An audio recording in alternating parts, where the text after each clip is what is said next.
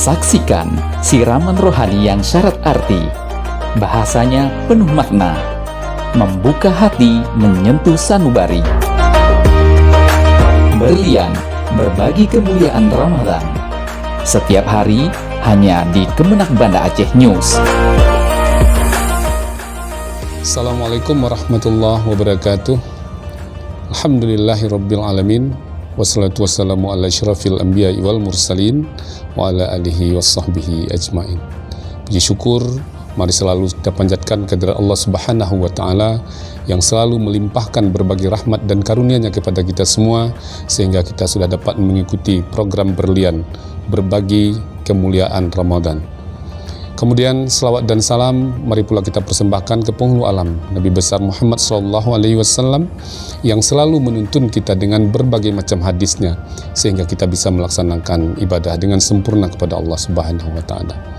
Baiklah, beberapa menit ke depan kita sedikit berbicara tentang pembersihan jiwa dan raga di dalam bulan Ramadan ini. Hadirin yang dirahmati Allah, Allah berfirman di dalam Al-Quran, di dalam surat Asy-Syam ayat 9 dan 10, qad aflaha man zakkaha wa qad khaba man dassaha. Allah mengatakan bahwa beruntunglah orang-orang yang mensucikan jiwanya, dan sangat merugilah orang-orang yang tidak pernah mensucikan jiwanya. Hadirin yang dimuliakan Allah, bahwa tubuh kita ini terdiri dari dua unsur. Ada jiwa dan ada raga. Jiwa atau nyawa atau ruh itu berasal dari langit. Makanannya dari langit dan nanti akan kembali ke langit.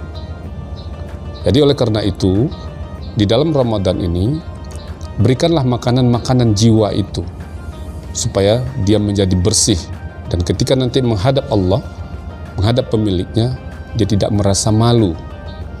Oleh karena itu Ramadan ini salah satu cara, salah satu wahana, salah satu tempat yang sangat berpengaruh di dalam kita membersihkan jiwa kita ini dengan memperbanyak aktivitas, dengan memperbanyak ibadah kepada Allah Subhanahu wa taala. Apakah itu berupa membaca ayat suci Al-Quran, beribadah kepada Allah dalam bentuk salat, bersedekah, beristighfar dan lain sebagainya. Jadi berikan jiwa ini makanan-makanan yang dibutuhkan, supaya nanti ketika menghadap Allah, maka jiwa ini akan tidak malu kepada penciptanya. Yang kedua, tubuh kita ini terdiri dari raga, jasad atau jasmani. Tubuh kita ini, jasmani kita ini berasal dari tanah, makanannya juga dari tanah, dan nanti akan kembali ke tanah. Supaya tubuh kita ini tidak diazab di dalam tanah, tidak mendapat azab kubur, maka berikanlah dia makanan-makanan yang halalan thayyibah.